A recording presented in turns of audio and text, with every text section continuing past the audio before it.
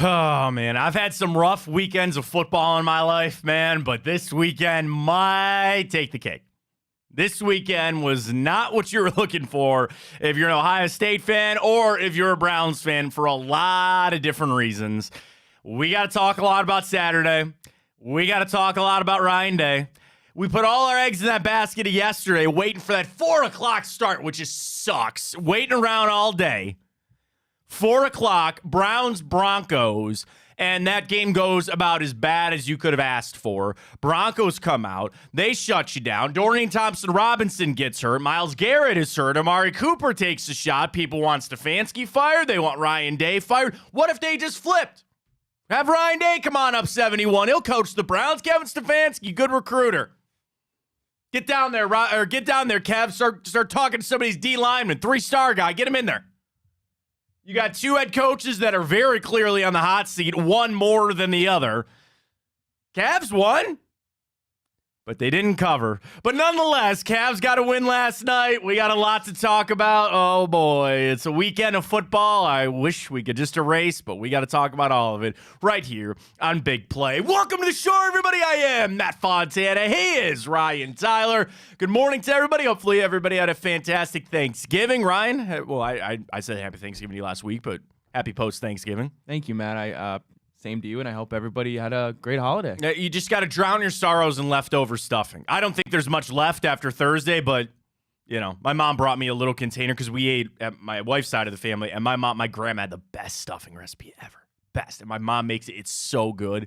The key, Ryan, she puts bacon in it. Oh. Yeah. Oh, yeah. Yeah, you get that all mixed up. So she brought me over a little side. That was gone. That didn't make it to Saturday afternoon. So I had to drown away Ohio State on Saturday, and then we go to the Browns yesterday and see what happened there. We will talk a lot of Ryan Day coming up. We'll talk a lot of Ryan Day because I sent some tweets about him. I'm not defending him. I really think there is no point to defend him anymore because you have passed a line of no return with Ryan Day. I'll tell you about that, kind of where Ohio State sits, and we go from there. But we start with the Browns this morning. And listen, people are up in arms after that game. I kind of felt like the Browns, it was going to be an uphill battle. Like, was that a winnable game against Denver? Sure. But you realize that they got things rolling there. That's 5 straight for them, that they really figured some things out with Russell Wilson. My bigger concern is how the Browns looked in that game. Like, it's not so much about what Denver did, except for one thing. And that was that Denver offense exploited something on that Browns defense. They ran that trap play all afternoon. Checks at the line. There's a hole. There's a hole in that Jim Schwartz defense right now. And I'm going to give him time and afford him the opportunity to fix that. But that was one of my biggest apparent things yesterday. And then, yeah, you had an uphill battle. Dorian Thompson-Robinson gone. The game was over. I mean, the game was trending in the wrong direction. You didn't feel good about that game at all. Okay, down 14-0. Stefanski tries to go to more pass, then Dorian Thompson-Robinson gets hurt. The game was over. The game was absolutely over. And I understand people that want to, the sky is falling and the Browns are screwed. I'm not there. I'll tell you about the Browns. Yes, would I've liked to win that game? Sure. But in the situation they're in, with the injuries that they are facing, you weren't going to win them all. Now, I'm going to put all my eggs in the basket this weekend against the Rams. Because all I asked on this trip was Denver and Rams, you got to go 1-1. Okay, you've lost the first one. They better go beat a Rams team that just put 37 points up on the Arizona Cardinals. So you got to worry about that this weekend. Then the injury factors where it just, I hate playing that because everybody has to deal with injuries. But the list, and especially if Myles Garrett has to miss time now, you're to pop in his shoulder. That's probably not good. And I know he's not a quarterback, but you can't play one-handed, and there was times out there that Myles was playing one-armed because he couldn't move his left shoulder. So you have that injury, and your best offensive player right now as a skill position took a direct shot to the ribs, and I don't think he's going to be feeling good all week. If I could just take the injuries actually are the one thing that I'm more concerned about with that game than anything. People want to rip Stefanski about not running the football. Sure, I get I just the arguing of Kevin Stefanski anymore. Like games like that yesterday, it's all going to fall on him. It is all going to fall on him. Well, why didn't he run the football more? They were down multiple scores, okay? They started throwing a little more with DTR. It resulted in a couple of field goals. Should have cashed those in for touchdowns. Yes, I understand. But I understand this team is so hamstrung right now. The Cleveland Browns are so hamstrung with what they're trying to do on offense and the lack of playmakers that they have. You're going, even with Dorian Thompson-Robinson. Okay, he threw his first touchdown pass. Great, okay. The reverse. Bad call. Bad call. You mean everybody knows that right now, and shout out to Draw Cherry. Draw made a fantastic point in the broadcast from the sideline. You can't run that play when you put backups in there.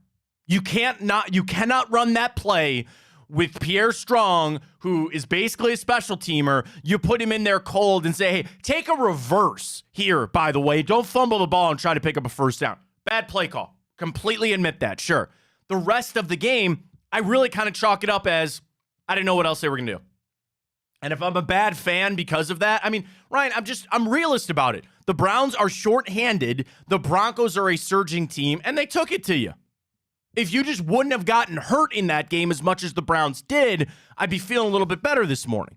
Like, that is not, and I guess maybe it's more just because we're drowned out with Ohio State and all that kind of stuff. But, like, right now, the Browns, I just kind of chalk it up. Final thing on the Browns before we get to a lot of Ohio State here over the next hour. They got to go to Flacco. I think they will. There's no way Dorian Thompson-Robinson is getting out of that concussion protocol. And I said it once, I'll say it again, and I'll do it right now. I'm done with P.J. Walker. That's a tough spot for him. You're down.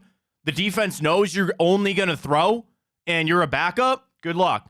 But I've seen enough of P.J. Walker, so you need to turn it over to Flacco. He was not active for the game. I don't think he had the playbook down. You spend all week out there at UCLA getting him ready, and what a world that I think we're lining up to watch Joe Flacco start a game for the Cleveland Browns this weekend.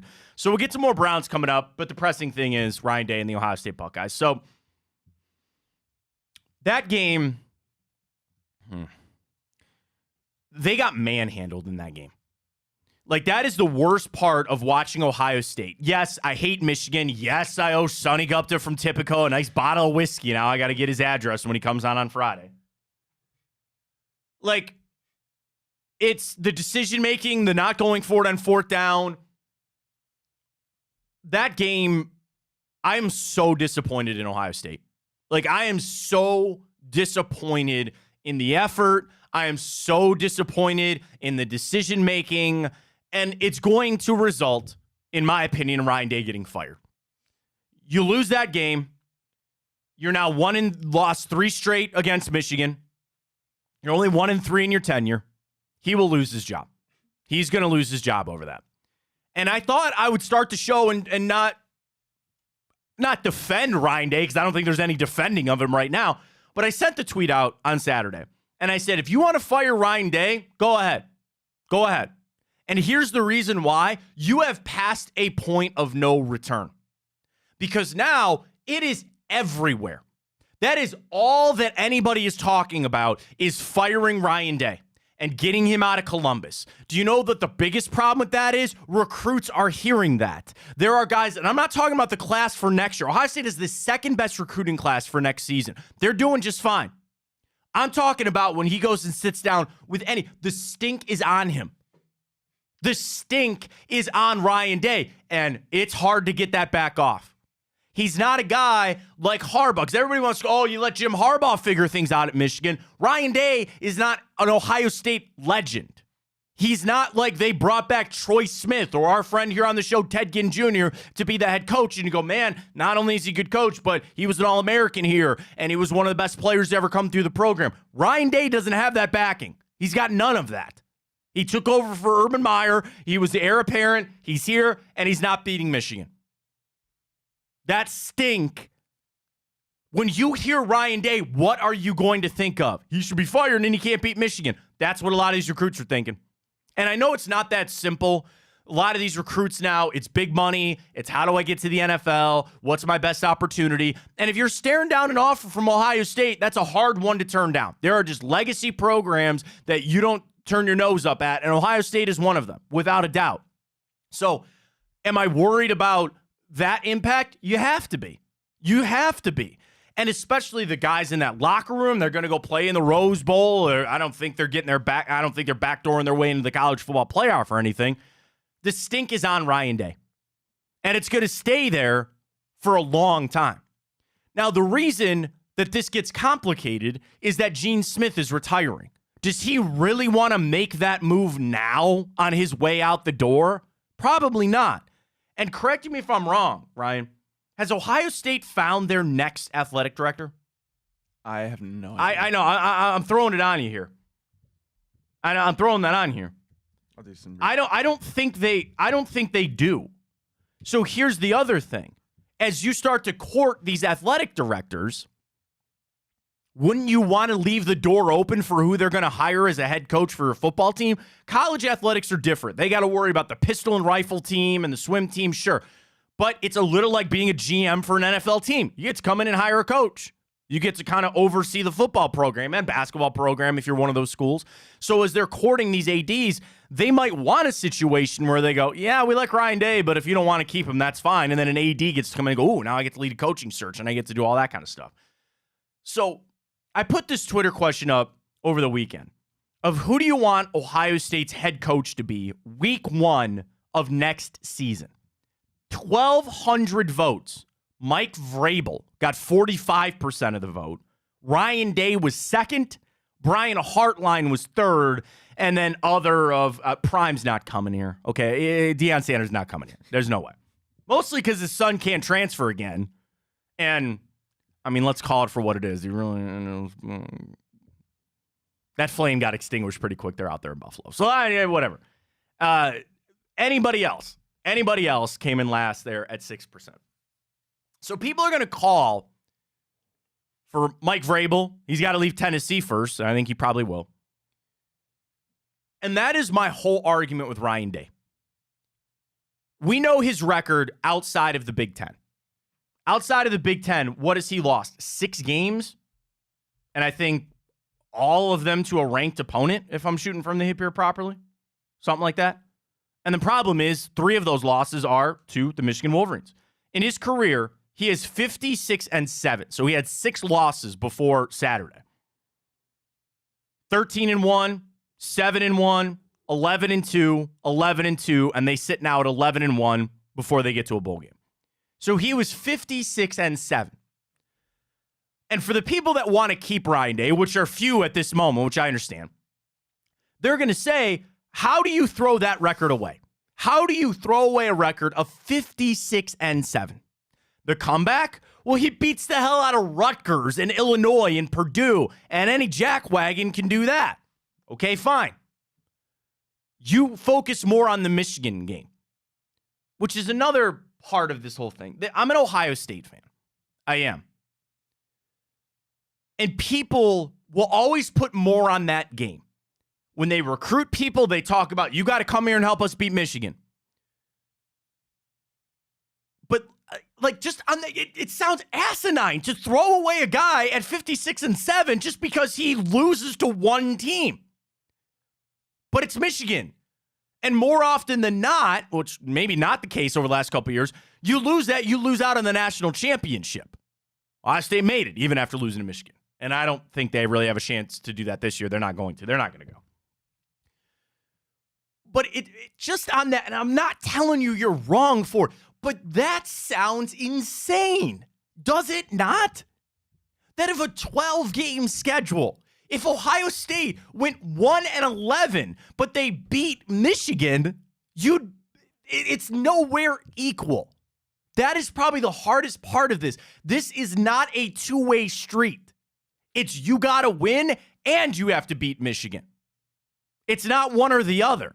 You can't have it both. You want it both ways. You do. That's the problem. And he's winning. He beats everybody else, sure. But it's Michigan. It's the Wolverines. And he's lost 3 straight to them. You can't get that stink off. And people are going to run him out of town for that. Right or wrong, that is what's going to happen. My point on going to find somebody else. Has everything been roses and sunshine and all that with Ryan Day? You've been pretty good. You have been pretty good. He does not have a national championship. That's it. Went to the 1 and lost it. Doesn't have that on his resume. And that's another question for Ohio State fans. Is it national championships or is it beating Michigan? And people will come back to say, I want both because you got to beat Michigan to go win a national championship. It's what you're afforded as an Ohio State fan. That's how it goes. Because we have been one of the premier programs for so long. So your expectations are so high that we live on this throne and we look down at all these bottom-feeding teams in college football and we say, look at us. We're the Ohio State Buckeyes. You don't accept mediocrity's not even. Ryan Day is a lot better than mediocrity, but you want him out of there because of the one team he can't beat. And I'd like to defend him, but I know I can't. There's no way I can. Because every turn, well, he's not winning national championships, not beating Michigan. What do you want from him? My only thing is, you want to make the change, you better go find somebody that's going to pick things right back up. And you've not had to deal with this as an Ohio State fan for 20 years. The Tressel thing, that got forced on you. Didn't have a choice there. You knew Luke Fickell was not the guy. And you turned it over to Urban Meyer. Then Urban was this easy transition over to Ryan Day. You are now in a situation that the vast majority of other schools have faced. You got to fire a guy. And I look around the landscape, how many firings and then hirings at premier programs have blown up in their faces? How many coaches have Texas gone through? How many coaches has Florida gone through? Am I fanning scared on that? Yeah, and I fully admit it. And maybe I'm too afraid to step out and say, we just got to move on from Ryan Day because I have a fear of this not continuing on, of this machine that Ohio State has turned themselves into. It wasn't easy to do that. You turned this program into an absolute monster over the past 20 years. I dare say something that, like, even Alabama and Clemson and all those other schools, nobody did it quite like Ohio State. Now, they have more national championships, sure, but Ohio State was relevant outside of the Fickell year every year for 20 years. And I guess I just have that little fear of making a change that will upset the establishment. Now, people will come back and say, Ryan Day's not good at his job, and he still got to this level. So whoever you bring in should be able just to pick things right back up and go out there and beat the hell out of Akron and beat the hell out of Illinois and all the rest of the Big Ten being down. Anybody could go do that. And he's not beating Michigan, so might as well roll the dice and try to go find somebody else that can do that. Okay. All right. But I just look at so many other hires of guys, and I will fully admit, I guess maybe the Jimbo Fisher thing's getting to me. And the money's not, this isn't a problem with that. But how many, again, legacy programs.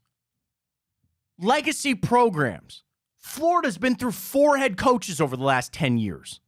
Texas. All these hires that these are slam dunks, man. They don't work out.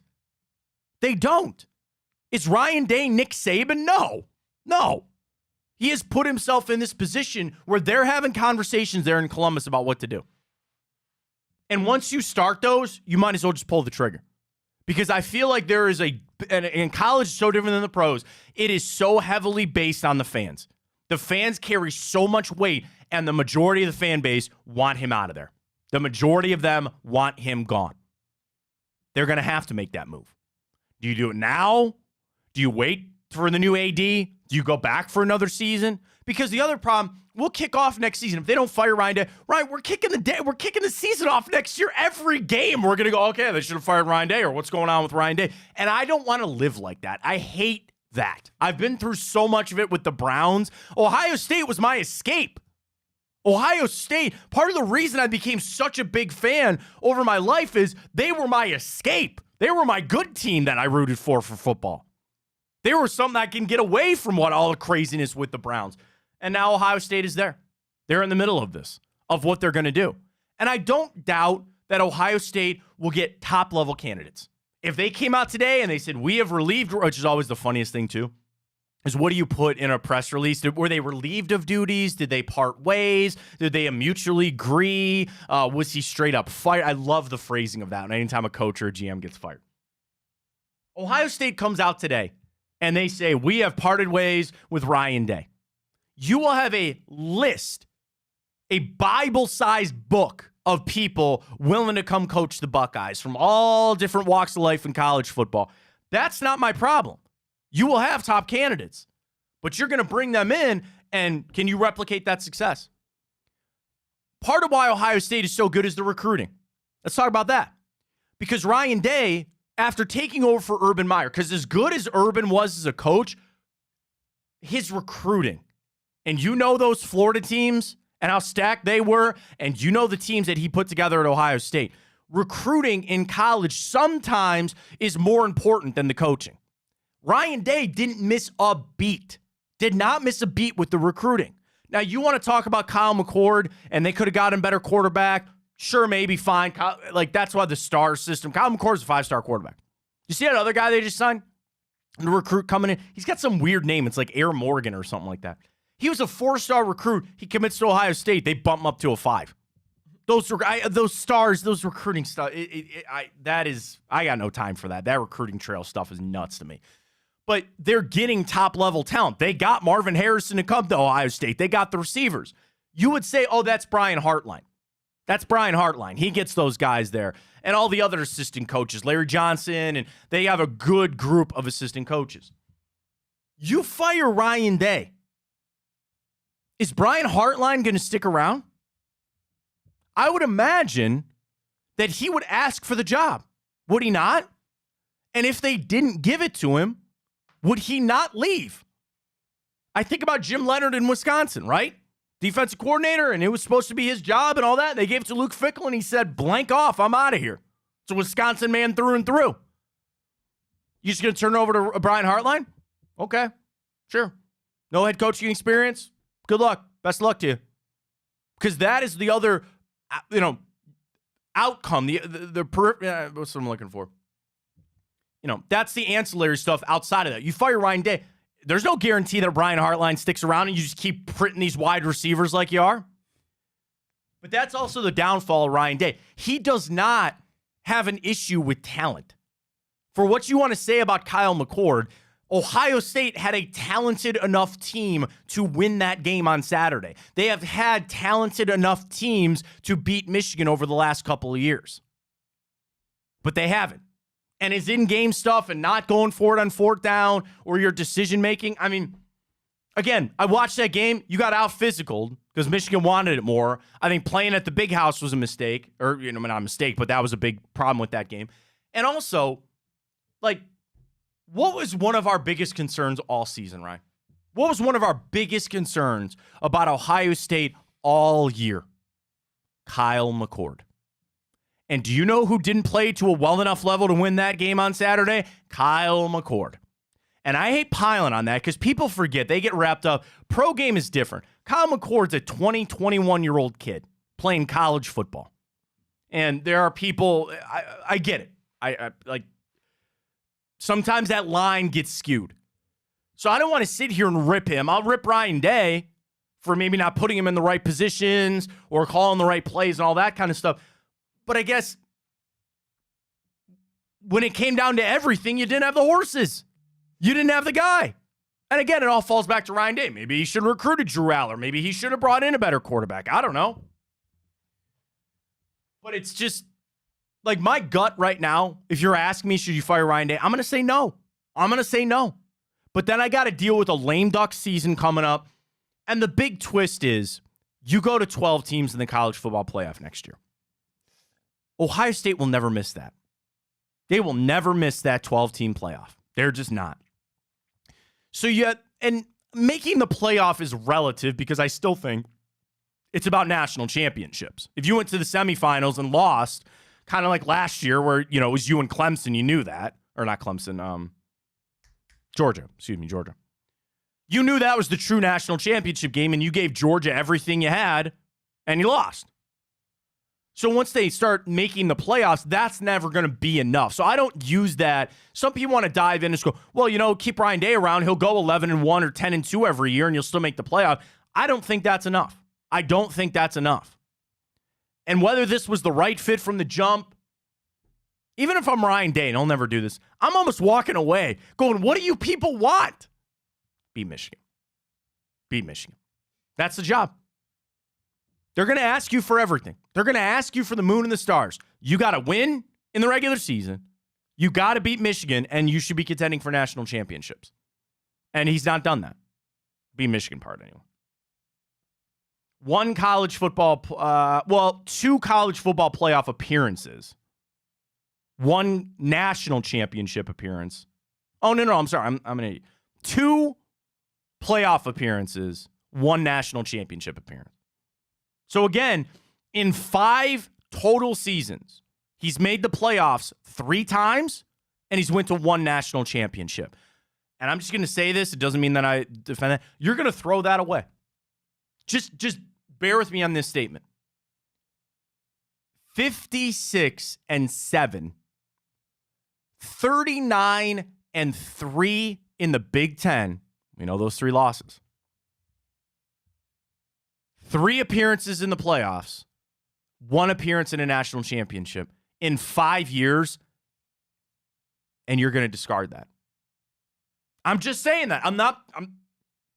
Just let that sink in for a second. That's it. That's what people want out of Columbus right now.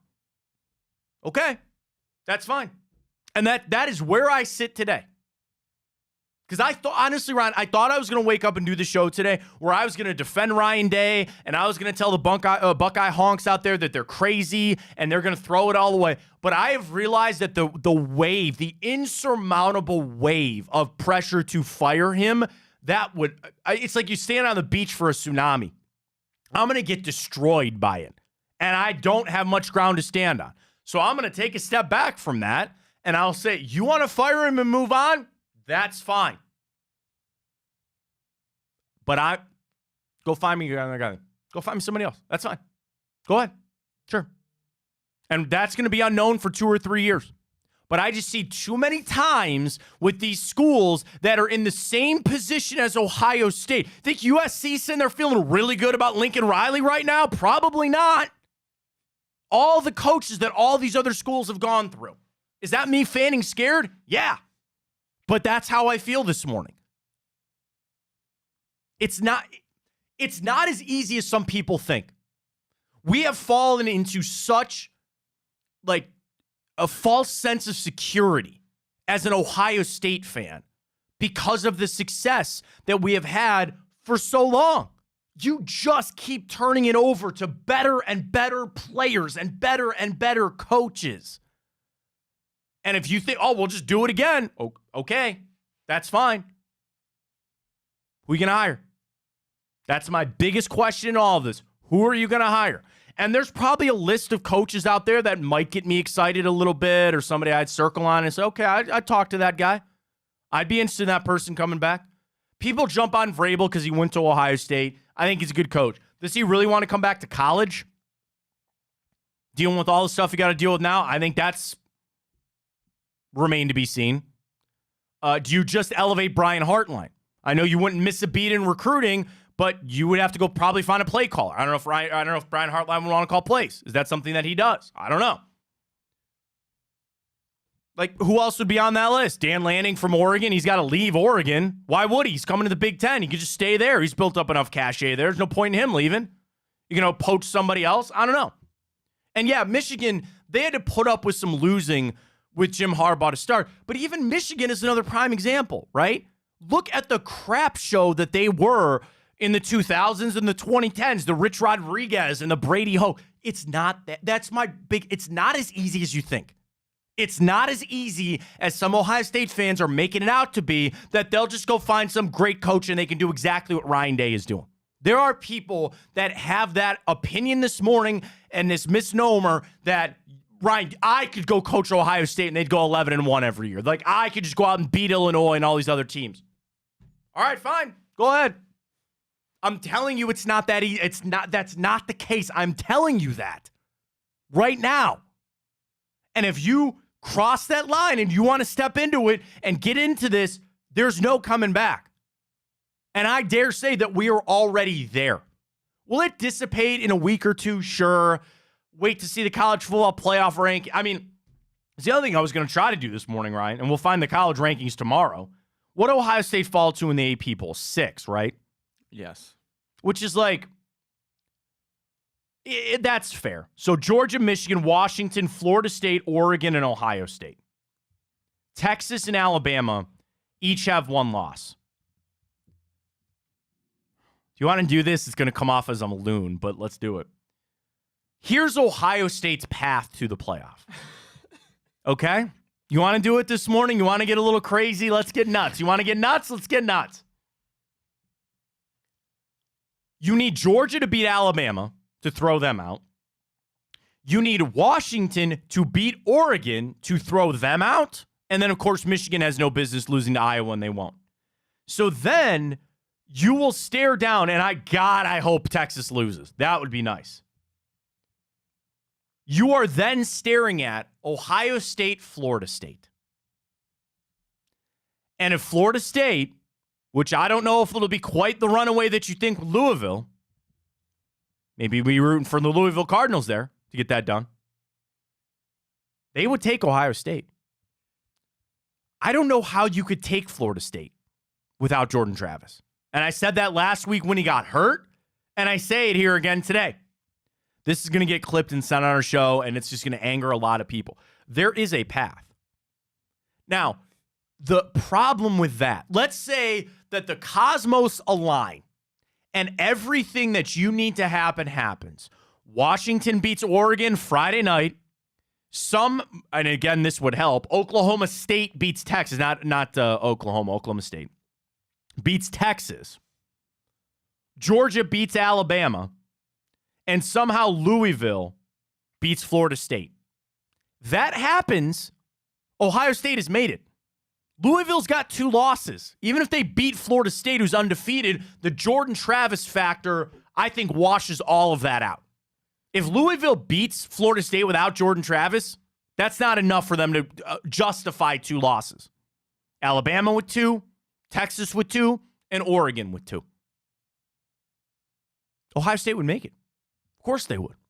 Now, the question is, and it is what we saw on Saturday, does Ohio State actually look like a playoff team? Do they really, when you watch them play, do you actually believe that they're a playoff team? That is what is going to get brought up in that committee, without a doubt.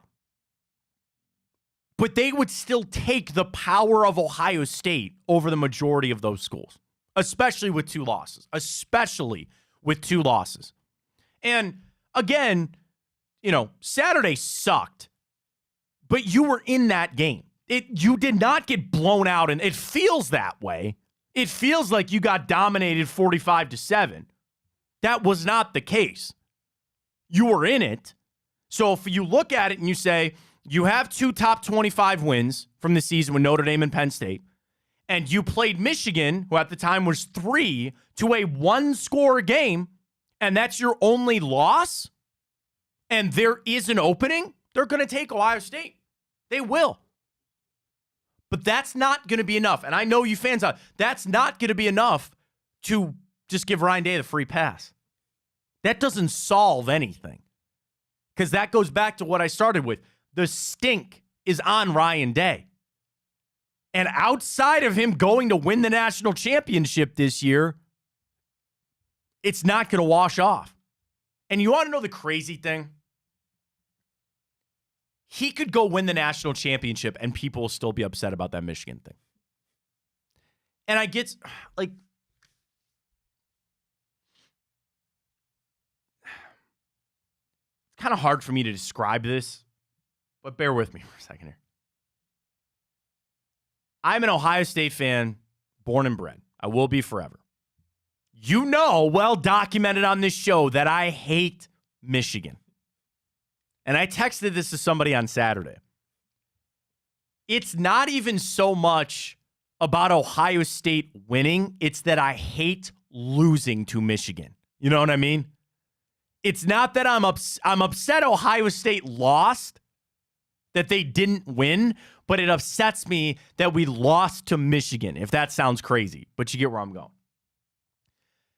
This thing about the rivalry, the game, it's almost it's like it's too much. And that is what is built at Ohio State. It's a tradition. It's a rivalry. There is a lot of money involved in that. But it just comes back to kind of how asinine it is that you're going to put your whole season on this one game. Think about it. If you took, and I know you can't do it, take out all that other stuff, all that other pageantry, and you'd be sitting there going, really? Everything is on this one game? It's kind of stupid. It's kind of stupid. But it is the world that we live in. They built it up. They recruit guys to come in and beat Michigan. Everything is built up, and it really is kind of stupid, is it not? Would you ever think of a pro team saying the whole season's on one game? No. But college has that because of the rivalries. And I am sitting here as a loser of 3 straight starting to say, well, the rivalry's kind of stupid, or it really shouldn't be as big as it was. When we were beating the hell out of them 7 straight times, I was sitting there going, this is great, awesome, yes, suck it, Michigan, go to hell. I'm down, man. I'm down bad, okay? So now how do I deal with being down bad? I start saying, it's not that important. It's not that big of a deal. No, don't worry about it. It's not that big of a deal. No. It's all right. I can't have both sides of the coin, right? Or I'm sitting there saying, yeah, screw you, Michigan. You can't beat the, Blake off. And now we're down, and I go, it's not that big of a deal. It's not that big of a deal. It is kind of crazy when you think about it. It is. And the other thing that has flipped it is what we asked for, Michigan being competitive, right? Because when you were kicking the hell out of them, there were games, Ryan, that Michigan was coming in with 4 or 5 losses already. And you put them out of their misery. They weren't even games. And I asked for that for a long time. I said, I want Michigan to be competitive in this. It makes it more fun. Now, I thought Ohio State would win some of these games and be a lot more fun, but here we sit today. You want to post it as a Twitter question? Do you think Ohio State still has a path to the playoffs? Yeah. Did you understand my reasoning? Is it that crazy? I don't think it's crazy at all, Matt. It's just that, you need 4 games. It's a lot. You need 4 games to go your way. Which, in reality, Georgia beating Alabama is not crazy. Not at all. No. Louisville beating Florida State is not crazy. Oklahoma State beating Texas is crazy. That's loon. And I think Oregon, Washington, I could see go either way. I haven't checked Tipico this morning. Do we have a line for that Pac-12 championship yet? I'd imagine it's probably up there. All right, you and I are going to guess right now before I look. I'm pulling it up. I have not looked yet. I'm going to say Oregon's favored by 3. Your vote? I'm going to say Oregon 1.5.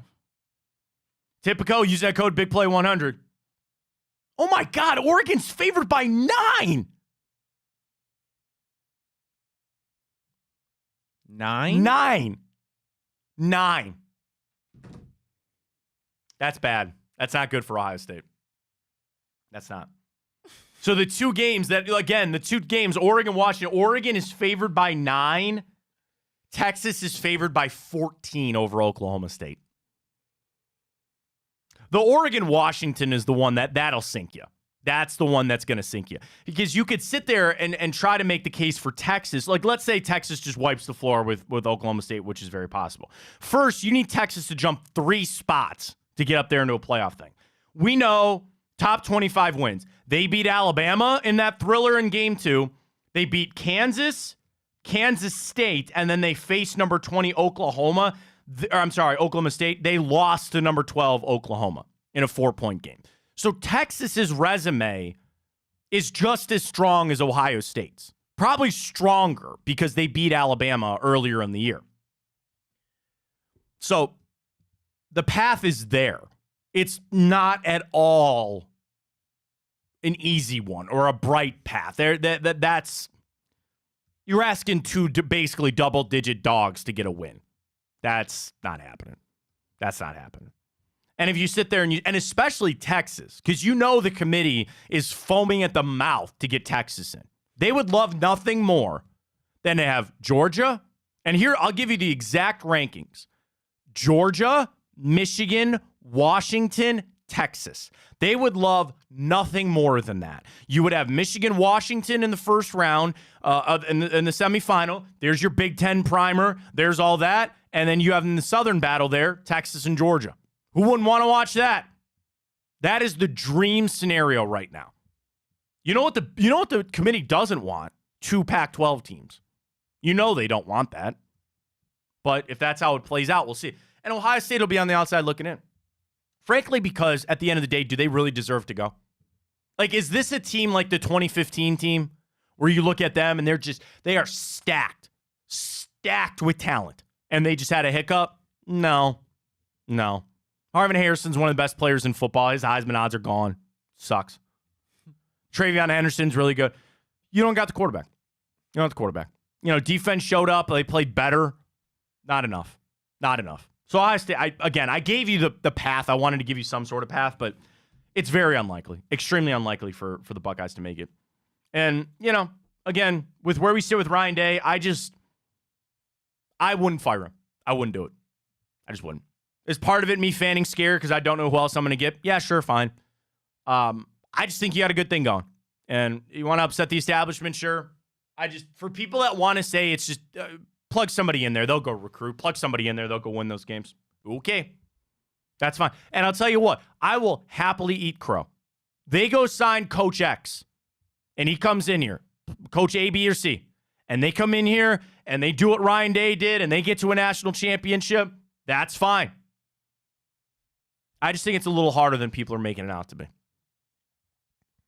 And it's a double-edged sword. Because the Big Ten is trash. They have been trash. They're going to get better with bringing in some of these Pac-12 teams. But the Big Ten is trash, right? Where you don't have any top 25 teams anymore. The ones that are phony. Iowa sucks. They're okay, what are they, 20 or something like that? Whatever. Michigan will wipe the floor with them. You don't have a chance to build up signature wins. And that's another part for that Ohio State-Michigan thing. Is that Ryan Day, Notre Dame was a nice win. He hasn't had the opportunity, I guess relative, because he had some big out-of-conference games. But everything goes to that Michigan game because the rest of the Big Ten sucks. You don't have a chance to get really hyped. I wasn't hyped about that Penn State game, not for a second. I didn't think they were any good. Big Ten sucks. And that's a double-edged sword. Ryan Day's record's been so good, probably in part because the Big Ten has been so bad. So there's not much for him to defend himself. Like, that's when I sit down, I just picture like the old school TV shows. Like, there's a light right in his face. It's a dark room, and he's getting interrogated by the detectives and stuff. And they ask, Ryan Day, why should you keep your job? Oh, I won a lot of football games. Okay, but you didn't win a lot of games against really good teams. Like, what? Let's do this for a second. Let's defend Ryan Day. You and I, Ryan, have been hired at the law firm of Fontana and Tyler for your services. Don't call us. You're horrible legal counsel. And Ryan Day hires us to defend him against the hordes of Ohio State fans and Gene Smith, the athletic director. Ryan, let's start with our opening statements, if you will. And my opening statement would be that he has gone 56-7 in his career at Ohio State, and his only 3 losses in 5 years in the Big Ten were to Michigan. In 5 years, 3 playoff appearances, 1 national championship appearance, and a game last year that you took Georgia down to the wire in what really was the national championship. You have good coaches. You have perennially been a top 5, top 10 recruiting team in the nation, which, again, they would instantly come back with, you got the talent, you're not getting it done. You've had Heisman finalists, C.J. Stroud, and now I think Marvin Harrison will at least be a finalist. These are all the positives that I've done and brought to this school. Any other things we could do to defend Ryan Day? I think it all goes to everything in life is perspective. You've not had any scandals. You've not had any issues. Yeah, I agree. Running a semi-clean, because nobody's really completely clean in college football. You ran a clean program. You're running a clean program. Yeah, everything in life is about perspective. When you fly first class your whole life and then you go to coach, you're still going to get there, but it's going to seem different. It's going to seem worse. But if you've been flying coach your whole life, you don't know the difference. Well, that's kind of my thing. We've been flying first class for Ohio State, and my fear is if we leave first class, they're going to say you can't come back in. That is my entire crux of the argument here. And people will scream at me that that's not a good enough reason to keep a coach. Just keeping him for the sake of keeping him. The sake for not making a change. This isn't Tom Allen, okay, at Indiana, who just got axed. This isn't like, and these programs are all different. You know, Dino Babers getting outed at Syracuse. He was there forever. Like, I think Ryan Day has done enough to keep his job. The Michigan thing, I do believe sometimes gets overblown. As much as I want to beat them, there's sometimes too much on that, right?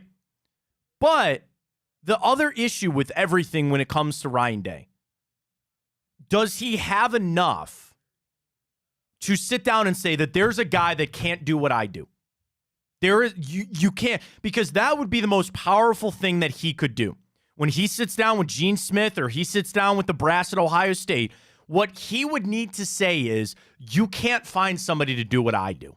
That's why Nick Saban is Nick Saban. That's why Kirby Smart is Kirby Smart. Because you would say, you can't find somebody to do what I do. And that's not true. I don't think that's true. But I just think it's a harder road than some want to make it out to be to find somebody to do that. It's not as simple. If you said somebody's going to walk up to my door right now today and they're taking over for Ryan Day and they're going to do exactly what he did, I would probably make that change. I would make that change, sure. I just don't think it's that easy. I really don't. Well, speaking of coaches getting canned, Matt. Brandon Staley? Frank Reich. No, really? They fired Frank Reich? Already. Poor Frank. I'm sure he's cashing that in, man. That's the first year of a 5-year deal or whatever.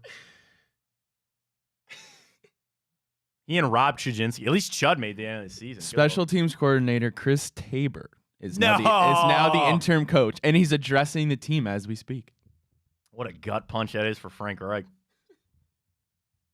I mean, the thing is, that's crazy. All about perspective. Our Browns look a lot better place than the Panthers. Chris Tabor, man. Yeah, I sent a GIF here. 1 second. I can only imagine what GIF you're trying to find. Well, no. So the thing is that I always send that Once Upon a Time in Hollywood where Leo sits up and he points. I always do that for former Browns. I used to do it with Browns kickers. Like anytime I would see a Browns kicker, I'd send that GIF out. So I just send it out. Wow, Frank Reich fired. Huh. Is it bad that I said Brandon Staley? We'll go around the league because, dude, he might as well start packing his crap, man. He's out of there. Man, Frank Reich. I mean, yeah, you don't, like, you know. I can't say I'm completely shocked by that, but, like, I thought he'd get more than the year. But, well, I guess there could be an opening for Ryan Day to go back to the pros. Go coach the Cardinals. Or the Panthers, I mean. Carolina Panthers. They'd probably have a little bit more patience. What if they sat Ryan Day down and they said, we don't want to fire you, but go take a college or go take a pro job. We want you out of here. Would they do that? I think it'll look better for you. It'll look better for us. I don't know how the money would work, but if they sat down with them and they're like, we'd really appreciate it if you took a pro job. There's going to be an opening somewhere. Please go take it. That'd be cool, but like, there's no way in hell they would, one, hire Ryan Day, and then two, if you thought about that, like him to Carolina after they just picked Bryce Young over CJ Stroud, that'd be kind of funny. Oh no, I know that's a pipe dream. I'm just kind of making fun, but it's like that would, there's another out right there. It's just to go, hey man, why don't you just go back to the pros? There's a mindset that Ryan Day is a better pro coach than he is college coach. You know, he had his cup of coffee. Going with, what was he, the Eagles? I think he was with the 49ers for a minute as quarterback coach. Maybe that's it. Maybe that's where his future is more on the pro side. Eagles and 49ers quarterback coach for 2 years before coming back to college. Never a head coach before head coaching Ohio State. And I know, I mean, because that's the other thing there is no heir apparent. Like when Ryan Day was here, when Urban Meyer was going through all his health problems, you had your heir apparent. Is there an heir apparent on maybe it's Brian Hartline. I don't know. But I just don't see it right now, Ryan, that there's no heir apparent on this team right now. And I think that complicates things. It'd be easier if you just say, hey, we're turning this back over to this guy. Like, we just know that he's going to be the guy.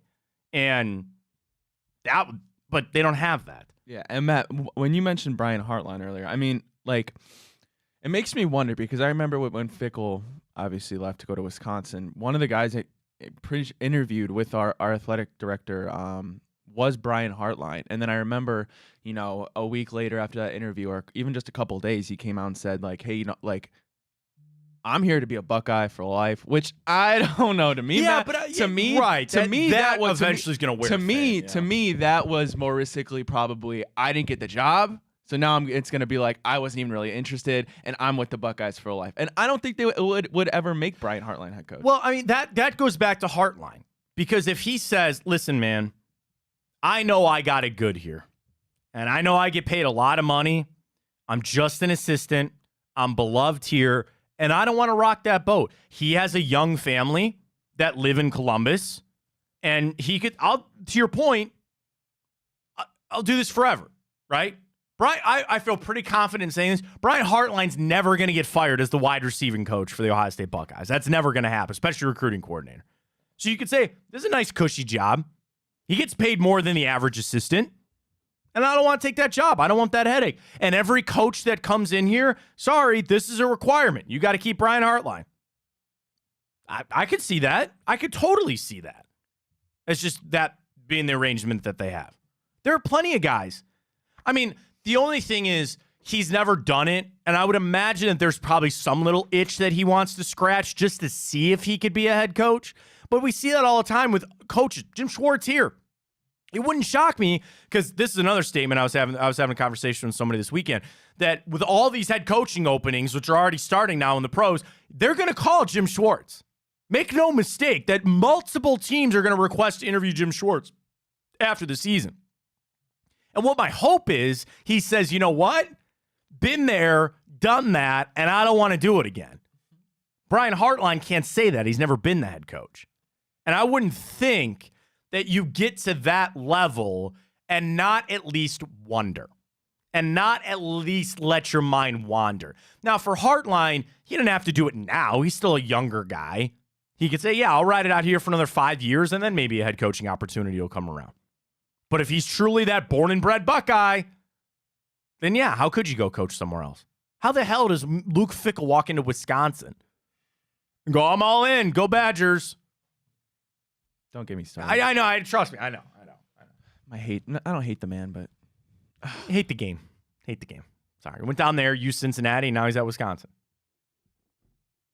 I've said it once. I'll say it again. Luke Fickell's a really nice guy. I think he is a horrible football coach. I don't think he's really good. People, look what he did with Cincinnati. I get it. I understand. I just don't think Luke Fickell's a very good coach, but I digress. All right, let's dive back into the Browns quick. I want to wrap things up. Before we get into Around the League, we'll do Good, Bad, and the Ugly today as well. We got plenty more with Ohio State coming up. But where we sit with the Browns today, that loss yesterday, I kind of just feel like I chalked that up. You know what I mean? There are games that I'm just going to look at and say, it's not shocking. Like, it's kind of what I expected. And you move forward. The Browns are still in a good position. Now, yesterday, and we'll go around the league, kind of hurts you, okay? The Chargers Chargers losing helps, but Baltimore got to win. What did I tell you? I know people were angry at me last week.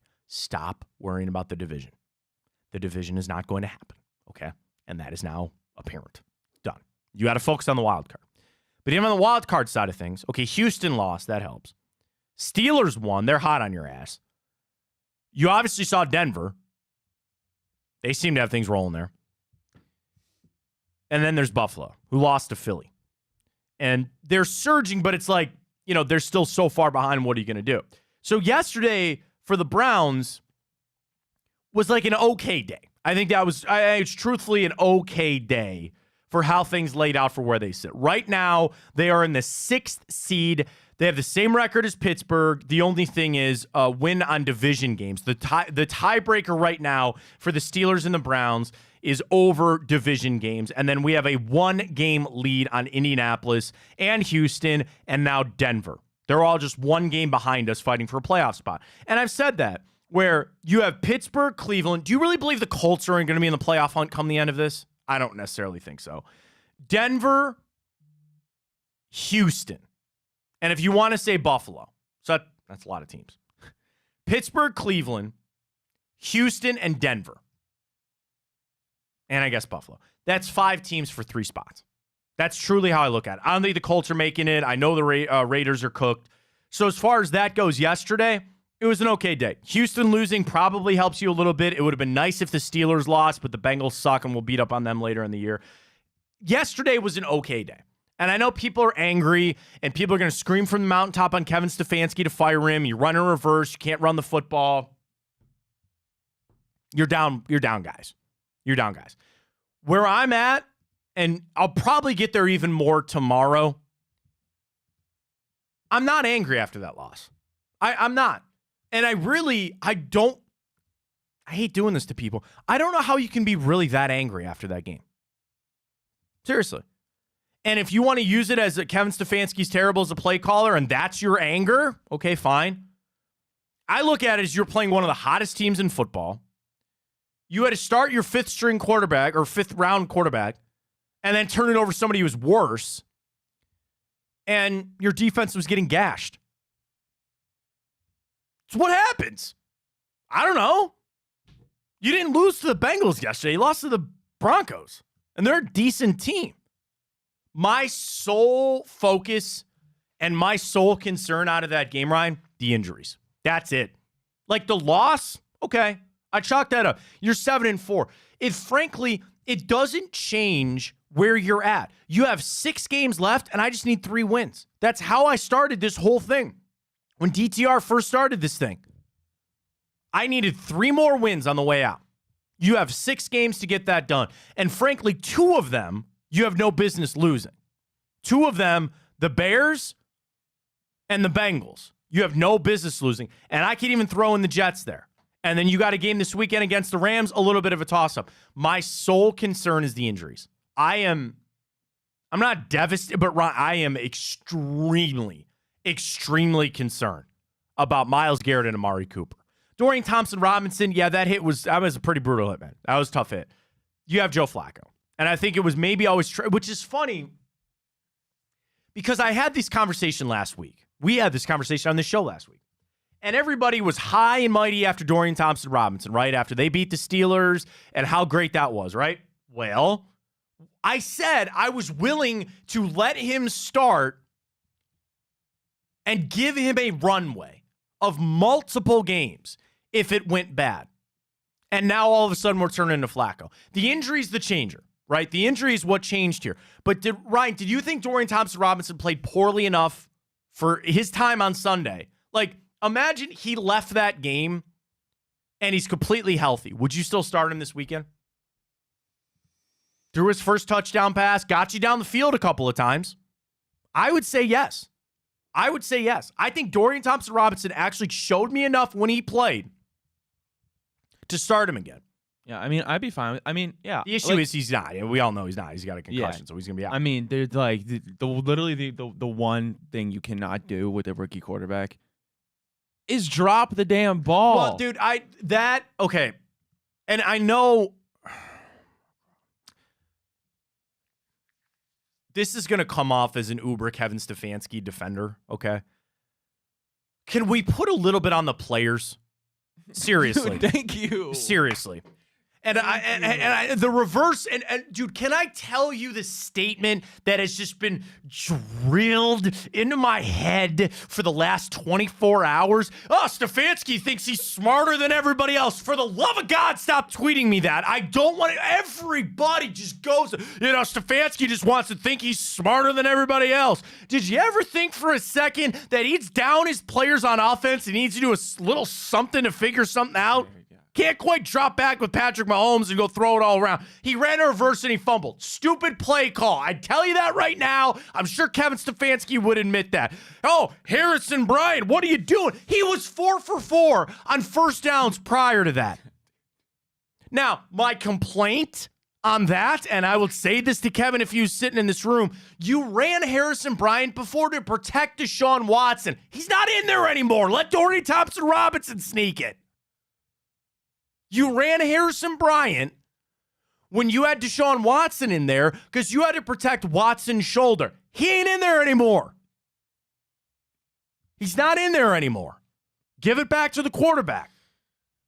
But, like, dude, that Elijah Moore, and I know the game was over, but that Elijah Moore on the right sideline on the out, that ball smacked him in the hands.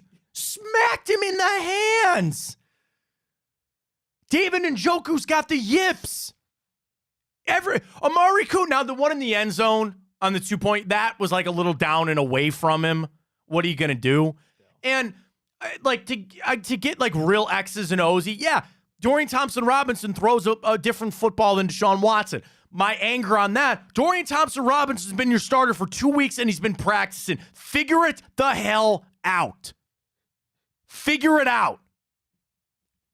I just said I wasn't angry about this game, and now I'm angry about this game. Like, yes, I have anger for Kevin Stefanski, okay? You run the ball. Run the ball. Game got out of hand. You started throwing. People forget, by the way, when he started throwing, you got down the field. Now, you kicked field goals, which is painful, but you were able to get down there and score some points. Then you had to turn it back over to P.J. Walker, and you had guys on offense that just didn't want to hold on to the football. 5, right? You had 5 fumbles yesterday. 5! PJ is a walking turnover. I'm done. I am so... And P.J. Walker's a nice guy. And this is a crappy situation from him. I'm going to gouge my eyeballs out if I got to see him play quarterback ever again. I'm not even around right now. I hate doing this.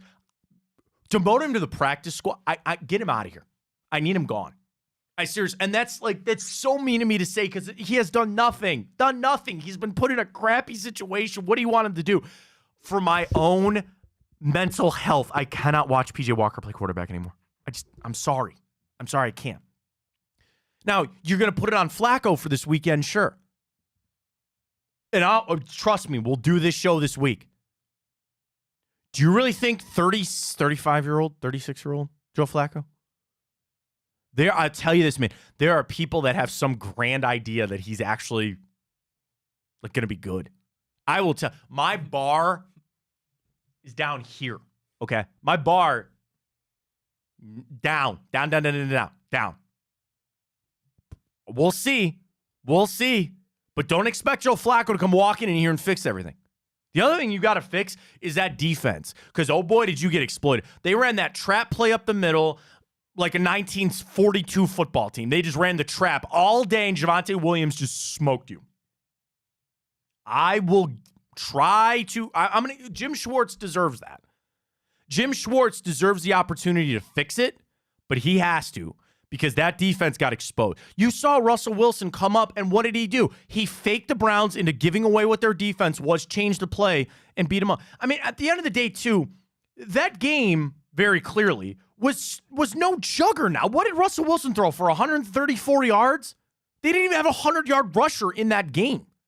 I don't know why it was just such a fluky, weird kind of game. And the Browns came up on the short end. There's no part of me, like, I'll fully admit it. We don't do our Browns picks because I think it's bad juju. I didn't expect the Browns to win that game. I did not. I didn't. And they didn't. Okay. That's why I sit here today. And I want to get angry about the drops, and I want to get angry about some of the play calls. I'm more focused on, number one, the injuries, and more on, are these things that can get flushed out? Because you want to know what? Do you want to know the pit and why my stomach just fell? Because I see it going bad. I see it right now as the potential for going bad. And it's weird to say that with all of the things that, because you could say you didn't think it was going bad when Deshaun Watson got hurt the first time or the second time. You didn't think it was going bad when Nick Chubb got hurt? No, that was all true. And we came out the other side. Like, that's why when you beat the 49ers, like, how just monumental that win was, right? Because it showed, like, no, we can keep this thing afloat. I have the hole in my stomach right now is I see this going bad, and I don't know if they have enough in the tank to right it again. It was only one loss in a game that I expected them to lose. How could you say that? It's everything that I see. It's guys doing too much, including Kevin Stefanski. It's guys missing opportunities, mental mistakes, drop passes, the freaking penalties. You lost that game on fumbles, penalties, and drops. Can't win that way. There is no world that you win in the NFL committing penalties, fumbling the damn football, and committing drops. That's it. That's how the Browns lost yesterday. So that's my thing. That game aside, we see it. The Browns are in a bad spot right now. Bad. And that's the week to week of the NFL. I have to hold on to faith and belief that they're going to right the ship. I just don't know if they will. Like, I always feel like we've used up all our magic. Have we not? You know what I mean? Like, and maybe Flacco's the savior. Maybe he can come in and get a couple of these wins and get you to what you need. You just need 3. And I don't care where they come from. Yeah, it'd be nice if they were division games or if they were AFC conference games or whatever. I need 3. 3 wins to get you to the playoffs. Where they come, how they come, I don't care. But you just need the 3. And I just doubt it. They ain't beating, I'll tell you this, Ryan. They ain't beating anybody. They're not beating the Bengals. They're not beating the Jets. They're not beating Chicago playing the way they played yesterday. No way. Absolutely not. What annoys me the most about it is I want to know That's a good Twitter question. I need to cut you off. I'm sorry. Post that. What annoyed you the most yesterday? The drops? Stefanski's play calling? Do you want to put injuries in there? We'll do that. Let's finish your point. I want to post that. We'll do it in break, but please finish your point. Sorry, lightning. I want to know what people in their minds right now, like, what are you gauging is the Browns' ceiling this year after the circumstances that we faced? Because realistically, if you even are sitting here and you tell me you want them to win a playoff game, I'm gonna say, don't get excited. No, sure. I don't even think that's possible. Yeah. And if you want to sit here and say that the Browns should make the playoffs, I'll sit here and I agree with you, because although the circumstances suck, this last schedule that we're about to, we have the talent and we should have the coach to be able to at least finish this season on a kind of high note and make the playoffs. And I know that's not what everybody wants, but that's the reality of it. You can't give me another team in the NFL that would suffer these injuries and do more than what we're doing even right now. You take out Patrick Mahomes from the Chiefs, they're not good. We see the Burrow gone, Bengals packed in their season. We still had a little bit of hope. Right. It's just frustrating because people go back and forth on Twitter week after week and say the stupidest stuff. No, because it's cool. It's cool to be the first one to put out an edgy opinion, and it's just so stupid to me because people. I wonder if they really believe it. Well, and it's infuriating. Do you know what's the lowest hanging fruit of all of it, Ryan? Kevin Stefanski. It always has been. It always will be. It's the low hanging fruit. And that's another thing. Every play that he runs, that reverse that went horrible with Pierre Strong, whatever, that 2-point conversion, right? If it worked out, you'd be screaming Coach of the Year. That's life. I know, and that's the thing. You can forget a good game plan the rest of the way if you screwed up on one play. And I will say, I don't think Kevin Stefanski had his strongest game yesterday. He didn't. I've seen games. And that's the other problem. People in just totality, Ryan, you're right. They want to forget some of the masterpieces that Stefanski has had recently. He had a bad game yesterday. He'd tell you that, and I'm telling you that. He had a bad game. And it's easy because, again, you're just going to focus on the reverse. Sure, great. And that is the life of a coach, and that's the life of a play caller. That's it. I get it. The problem is when you start to, like you say, you talk about expectations. And if I wanted to come off as a blind Stefanski defender, what's the instant react? Well, what do you expect? What do you want him to do? What can he do? You got backup running backs in there. You got backup offensive linemen in there. You got your backup quarterback, then your backup to the backup quarterback. I'm not going to do that. I don't. Because anything that I do and how I always do, and people always say, like, oh, what do you do on the show? Or I'm going to tell you like it how it is. I'm going to tell you exactly how it is.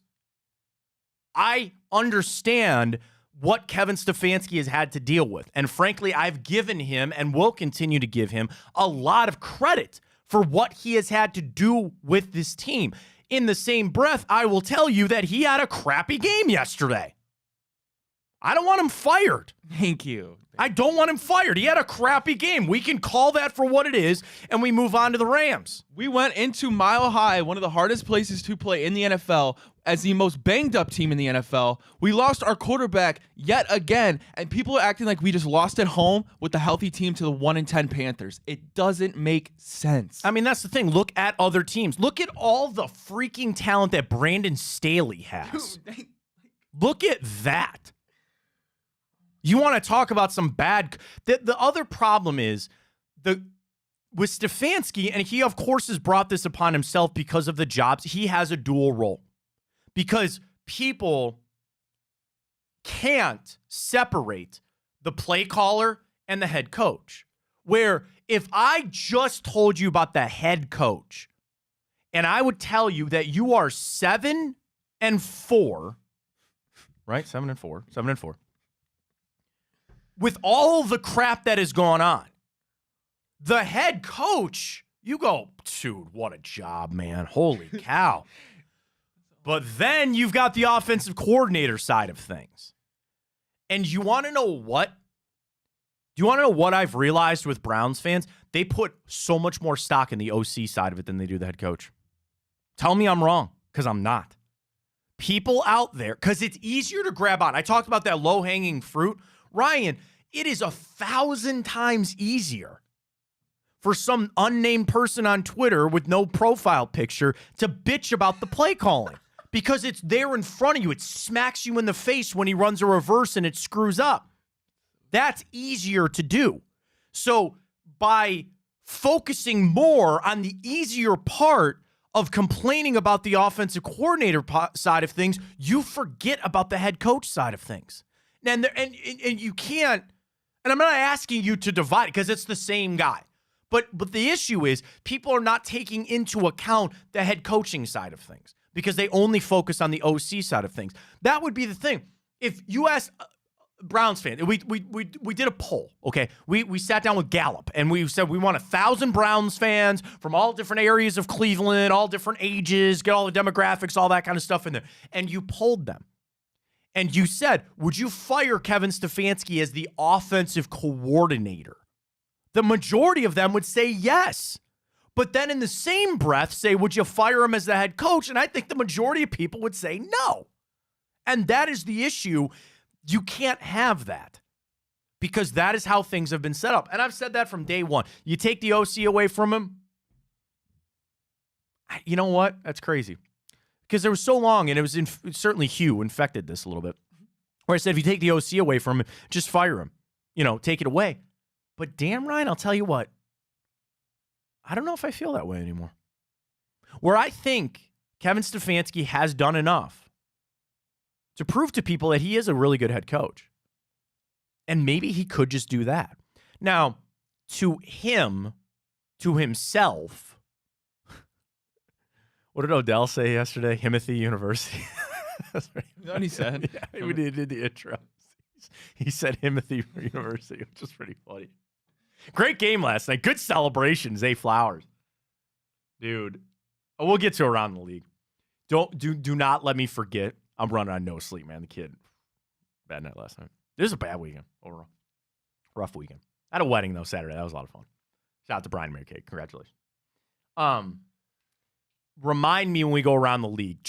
I just need you to say Quentin Johnston, okay? And that will spur me into saying what I'm going to say. We'll go around the league coming up. Is it already 10:15? Holy cow! Longest segment in our show history, by the way. I just want to keep talking about the Browns. I do too. We will. We are afforded. Thank you to Tipico. You look really mad. What happened? No, it's just okay. Stay off Twitter. Get off. It's only gonna piss you off this morning. It's only gonna bother. But I'm not even on Twitter this morning. It's just okay. Real quick. Yeah, I watched a lot of football Thanksgiving. Loved it like everybody did. Everybody did. I watched Dan Campbell do the stupidest fake punt I've ever seen. But you know what? They're okay. They're in a great spot. That's his identity. That's what he does. He gets you those wins because he does risky stuff, but you're gonna lose stuff. But my whole point is, I know as Browns fans, like the Lions, we're so hungry for success because we've been depraved of it basically our whole lives, especially as we move back to Cleveland. And we want it so bad, but the path to that isn't being drastic when it doesn't go our way. I know we want to look at that because it seems like it hasn't gone our way in so long. Yeah. But we are on a good path. Oh, I agree. A great path, honestly. We've been dealt a horrible hand this year, and it sucks because it seems like that's just our destiny at this point. But relax. You don't need to go witch hunting to fight. Like, that's not going to solve you a solution. It's going to give you a quick-term relief that in turn might just screw you over in the long run. So here's the thing about Browns fans, because we'll get deep into this. We're going to have a good conversation on this. We have not seen a lot of success, right? So it's actually, dude, what a crazy turn to bring it back to Ohio State. Okay. So let's start with Ohio State for a second. We'll bring this back to the Browns. With Ohio State, you're mad at Ryan Day because you know what success looks like. And you know that he is not getting you to the level of success that you expect because you've been there. Browns fans are getting upset because they know what crap looks like. And they think that we're heading towards that. That is the difference on that scale. When you talk about, because we're talking expectations, right? And there are people that are upset with the Browns because, or they're freaking out, or they're jumping off the ship, not because they know what success looks like, but they know what dysfunction looks like in an unsuccessful team, and they have a fear that they're seeing things that lead you to unsuccessfulness. Where Ohio State fans know what it looks like, and they say, I'm not seeing it. So it's an opposite. Ohio State fans are not seeing what they want to see, and Browns fans are seeing what they don't want to see. That's pretty philosophical here on a Monday morning. Is that not what it is? That's exactly what it is. Where Ohio State has had so much success, you know what the bar looks like. I'm trying to think of a quick analogy here. You know what the mountaintop looks like because you've been there. And you know the path to get there. And you don't believe Ryan Day is getting you there. Where Browns fans have been in the pit of despair before, and you know what that path looks like, and you get worried because you go, I've seen that rock before. I've seen that tree before. Wait a minute. This is the path to the pit of despair. Wait a minute. Stop.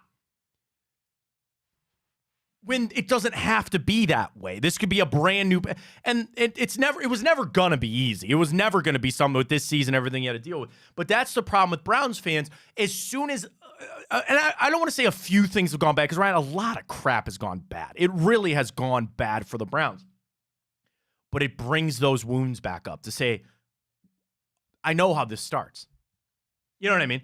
Like when you talk about a bad football team on the pro side of things, we could all write a book on we should have known at this point. You should have known with Johnny Manziel. You should have known with Hugh Jackson. You should have known this. You should have known that. And I will tell you, some fans look for it. And it's not your fault because you've just dealt with it for so long. But I will tell you that there are a group of people out there that look for it. And actually, they kind of thrive in the negativity. And there are people out there that truly are Browns fans.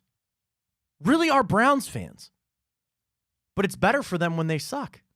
Because that feels like home. It's because all they know. It's all you know, and human nature. You like what's comfortable. You don't like change because change means you're going to feel other things. Your body doesn't like, and your mind, they don't want to experience other things because it's weird to them. They like comfortability. So when all we've known is failure, it's easier for us just to complain. It's easier for us to wake up and do this show and just talk about and ripping Kevin Stefanski and ripping Deshaun Watson and ripping this and ripping that. And the same thing with the fan base. I swear, I tell you that. And some of you might be out there listening or watching right now. You're not wrong for that. You're just a Browns fan. That's all you've known. But there are people out there that you're waiting for the other shoe to drop. You're waiting for it to turn bad. And I even said that, right? I feel like we're at this like kind of critical, pivotal point right now where this season, I mean, it's taken years off our lives, right? The ups and the downs of the season. And my concern and what I need to do is be strong. We need to be strong as Browns fans who try to believe that they got one more trick up their sleeve. They got one more. And that's what I need right now is when things are going bad early, you got that win over San Francisco, right? Things are going bad. You found a way just to always come back. You've been knocked down. The boxing analogy, right? You're up and you're down, you're all that kind of stuff. The Browns have been knocked down, and they kept getting back up. And yesterday was just one game, and a game that I thought they were going to lose. I look at it from the bigger picture. And the injuries, which I cannot tell you how concerned I am with Amari Cooper and Myles Garrett. But they got knocked down again. And we have to keep strong that they're going to get back up again. And it starts this Sunday against the Rams. And I'll tell you, yeah, okay, the Rams beat the living hell out of the Arizona Cardinals. Great. Good job. Okay, awesome. Yeah, they got Kyron Williams back. He's pretty good. Aaron Donald's still on the team. Stafford's hurt. Cooper Kupp is hurt. Get that. Man, do we need Denzel Ward back for this game? Denzel, here's Puka. Maybe go cover that guy. But the Rams they're a beatable team. They are. 100%. And so are the Broncos, and things are bad. We'll find out as the week goes on, which, again, that'll change everybody's mood on the reports that we get from Garrett or for Amari Cooper, certainly. But, like, you got knocked down. You got to have the faith that they're going to get back up. Got to have it. Today's just bad. And I will tell you 100%, like, it's all a combo, dude. This weekend sucked. This weekend absolutely sucked outside of the Cavs. Right? That was it. Although they didn't cover last night. When who was it? Gary Trent Jr. stepped out of bounds last night. I was like, foul, free throws, come on. We lost on the hook. We lost a half a point. 3.5. Damn it. Job Cavs, though. Braun was back in town. That was fun. But, I mean, the problem is that it's a combo, right? We all just took a gut punch on Saturday, and you came back yesterday, and it was. And I will tell you this. We didn't get into this conversation, too. Dude, 4 o'clock starts suck so bad. The East Coast is just so much better. The Eastern time zone. And I know I have a lot of friends that have lived in LA or lived on the West Coast. And they go, dude, it's great. I wake up at 9 o'clock or, 10 o'clock in the morning and we're watching football, right? And we can watch all day. But the 1 o'clock kicks are great. And then even prime time is fine. Prime time, you're sitting down, all that kind of stuff. The 4 o'clock games are so, and I know that the NFL, it works out well for that. And I'll tell you, the Browns play at 1 o'clock. It is nice to sit down and watch the afternoon slate, but you don't have to sit down intently and you can do some other stuff. And I got the Christmas lights up yesterday, Ryan. Looking good, by the way. By the way, complete side note. Santa, kids are listening, Santa and his elves. Does he send them to people's houses to go into the Christmas light box and break Christmas lights? Because when I put them away in January, Ryan, they all work. And I open them up in November, and somehow they don't work. Nothing changed. They sat in a box for 8 months. How do they break? How do they break? I put them in, all the lights. I have a setup. My wife and I have lived in our house for 6 years, okay? And I will fully admit, it took some time for me to figure out my process and how I wanted the house to look. And I think I'm in a really good spot right now. I bought some of those command hooks, the little clips. Oh, God. Lifesaver. Great. So I outlined the window. We have a little pitch on the roof, like before our main roof. So I put a nice light down there. I run it down the sides. I curl it in at the door. Then it comes straight down the side of the door. And those clips, you got to get them straight. The best Christmas lights are the ones that are taut, nice and straight. So I set them all up, and then we have our rail on our porch, and I wrap those. So I do white lights around the windows and the roof. Then I do the colored lights around the the handrail around our porch. And then this year, big change, we got a snowman for my son. So we put that out in the front yard yesterday. It blew away, by the way. Made it one night. It's in my neighbor's yard. Blew away. So we need some stronger stakes. But anyway, I have my lights. They're set up. I've invested time in the lights. I labeled them. This is the right window. This is the left. I put them away in a box. Beautifully. Wrapped and nice. Nothing worries. Get yesterday. Open that box up. Like any good dad, before you put the lights up, plug them in. Oh, this strand works. This strand works. 2 strands. 2 strands. One section of them missing. And I go, they sat in a box. They worked when I put them away. How did that happen? So then what I got to do, I sit in the house like a goon. My daughter's crying. I'm sitting there with a bulb going, nope, not that one. Next. Nope, not that one. Next. Oh, not that one. I did get it fixed, by the way. I know people are screaming. They got LED lights. They got all these better ones. And maybe the upgrade on the lights is next. Because that's the other thing. You'll maybe find this one day, Ryan. When you move into your, when you ever move into a house, the amount of, I don't know why. When we moved in, we got boxes of Christmas lights from people. They're like, oh, here, you need some Christmas lights. Here, take them. You end up doing what? You throw them away, you go to the store. They're not that expensive. But so the Christmas lights are up. But, I was talking about the 4 o'clock game.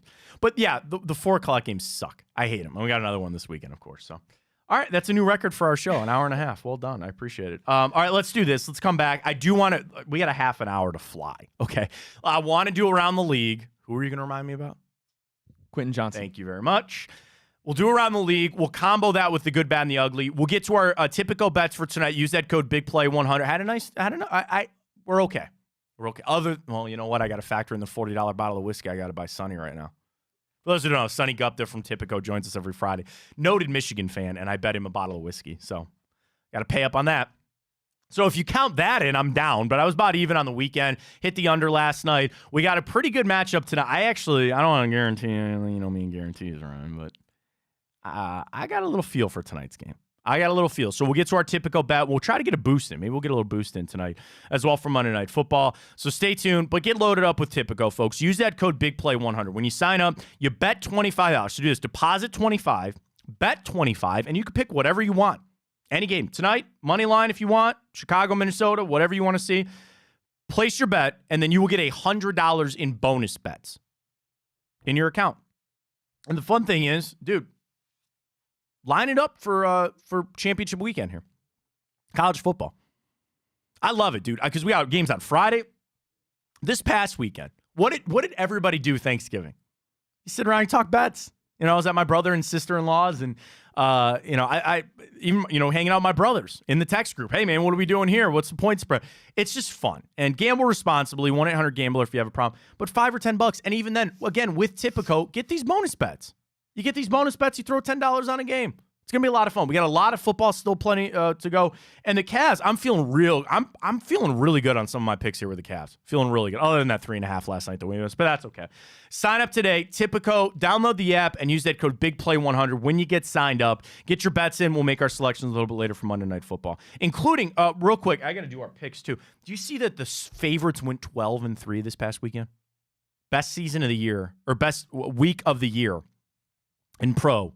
12-3 on the favorites. Nice. Minnesota's 3-point favorite tonight. Do we ride with them? We'll get to that a little bit later. All right, let's take a break. Come back. We got a good, bad, and the ugly. Go around the league. Got everything for you. Fontana Show right here on Big Play.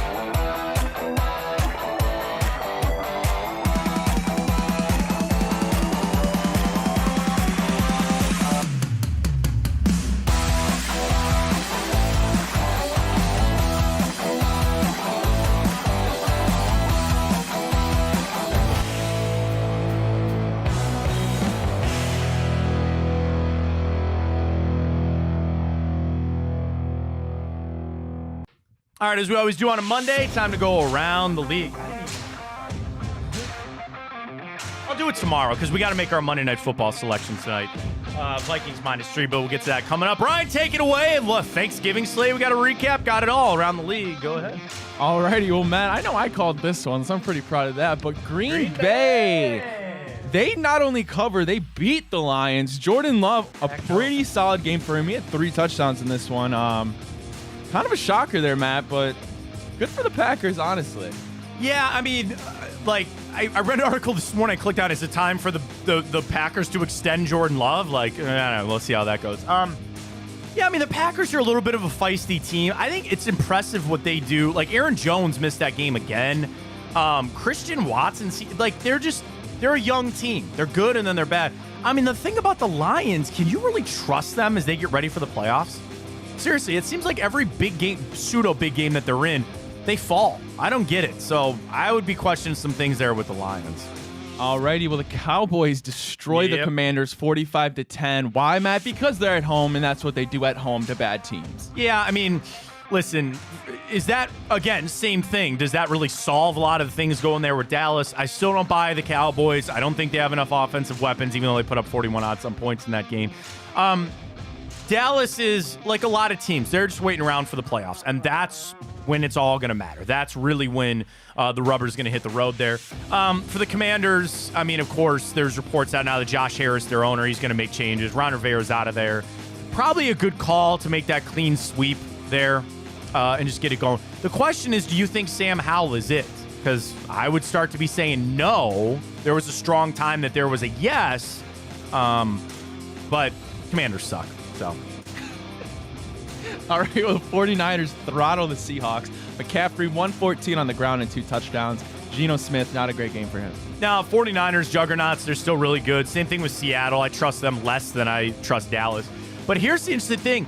At 6-5, now, like, Seattle's in danger a little bit, man. The Rams are only a game behind them. Like, for where Seattle was at, especially right after that win against us, have they lost? Have they lost 3 straight? They lost to 49ers. They lost to the Rams. And then who did they play? Is that us? It's only been 2 games maybe for them. But anyway, like they're in a real, like, I'd be looking over my shoulder right now if I'm them. So in the NFC, outside of the top team, Seattle is the 7 seed. They're in right now, but they're only a game up on the Packers, the Rams, and the Saints. I wouldn't be feeling real good about where Seattle is at. Hang on, I'm gonna see their schedule real quick. So I want to see what they have on the way out too. Like, that's gonna be a rough go here for Seattle. All right, they gotta have the Niners again, don't they? Yeah. So they've lost 3 out of their last 4. So they beat us. They lost. That's right. They got smoked by the Ravens. They barely beat the Commanders, and now they lost to the Rams and the 49ers. They have the Cowboys, 49ers, and Eagles over the next 3 weeks. Dude, they might be fried.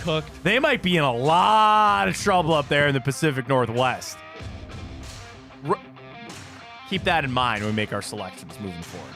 Already, well, Black Friday game, Dolphins beat the Jets because what do the Dolphins do? They beat up on bad teams. Not looking good. Not much going on whatsoever in New York, but Aaron Rodgers potentially, apparently. Why? Like, dude, I knew that was going to rile you up. Like, even if I'm Aaron Rodgers, why?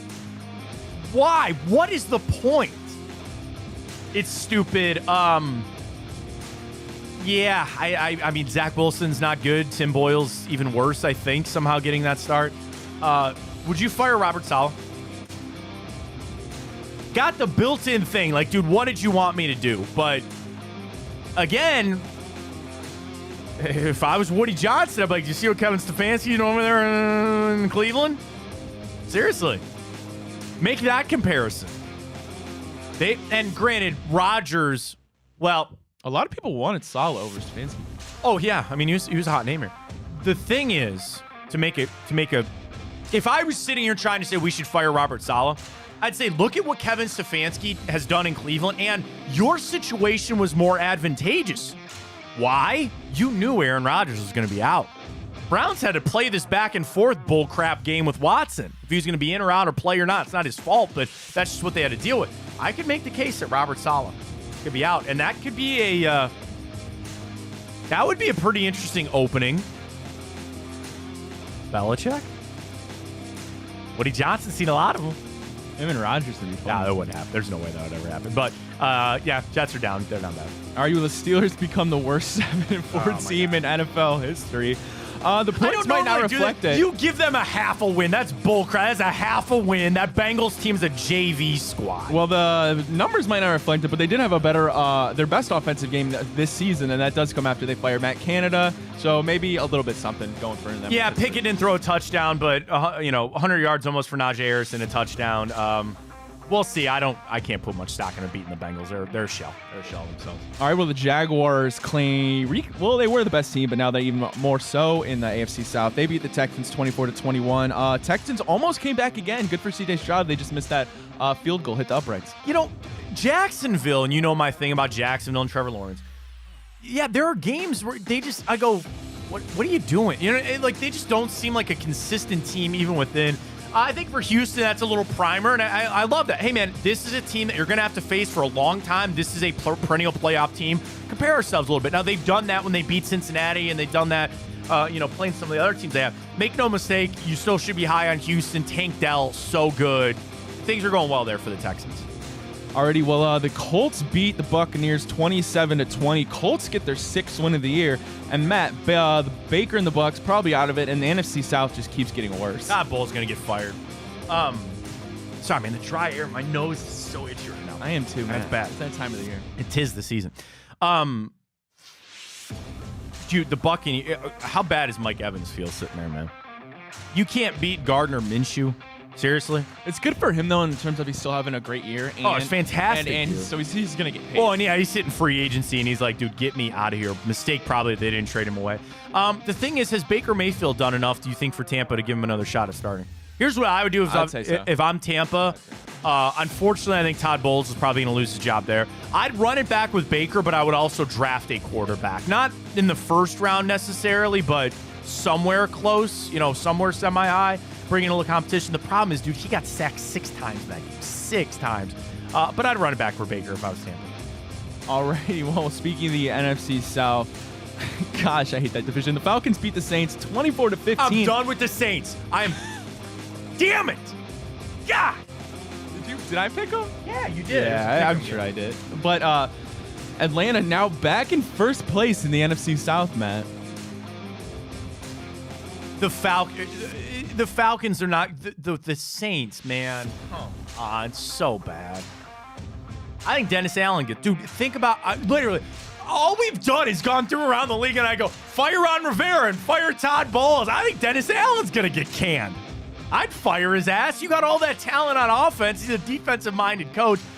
New Orleans fake. I still have a bet on Tipico for them to win the division, so I hope that they turn it around. But yeah, bad game there. Alrighty, well, these games just aren't getting much better at all. In fact, going the opposite way. The Giants beat the Patriots 10-7. Mac Jones struggles yet again, 89 yards and 2 picks, but the Giants get their 4th win of the season, while Bill Belichick falls to 2-9. So a push for us on the 3. Do you want a stat that's something that the New England Patriots have not done in 30 years? Are you ready for this?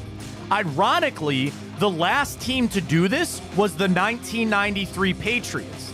The stat, they have lost back-to-back games allowing 10 points or fewer. So to lose 2 games back-to-back by allowing only 10 points or less, that's not been done in 30 years. So, granted, you take that for the teams that they're playing because they're playing some pretty crap teams. But it's Mac Jones. Like, why do they keep starting him? Bailey Zappi's not any better. They missed their window, man. I told them they should have signed Carson Wentz. They should have gone to Joe Flacco. They're done. Real interesting offseason. They're coming out for Bill Belichick. And look at Tom DeVito. A little bit of, DeVito. Good job for him. Well done for the Giants, though. Alrighty, well, the Panthers fall to an NFL worst 1-10 after they lose 17-10 to the Titans. And we talked about it earlier, but breaking news this morning, Frank Reich out of the head coach in Carolina. Yeah, I mean, I just don't think Bryce Young's very good, but you would think they brought Frank Reich in to develop him. Who knows? For the Titans, nothing much there. I think it's okay. They got Derrick Henry back in the end zone, kind of throwing it around. Just playing out the string for both those teams. Seymour, Will Levis. Hopefully Bryce Young will improve a little bit. Clock's ticking on Vrabel, too. I'd get the hell out of there if I was him. Alrighty, well, the Rams improved to 5-6 after they defeat the Cardinals. Cardinals fall to 2-10. Stafford, best game of the season, 4 touchdowns. Yeah, I mean, that's the thing. Now you're going to face a Rams team that did that, put up all those touchdowns. Kyron Williams running crazy. You still got Sean McVay, man. And if they have offensive weapons there, he's going to get the most out of them. Wait to see Cooper Kupp for this weekend. I really didn't like seeing the Rams put up all those points before we play them, but here we are. Alrighty, well, the Chiefs bounce back. They win 31-17 over the Raiders. Mahomes 298 and 2 touchdowns.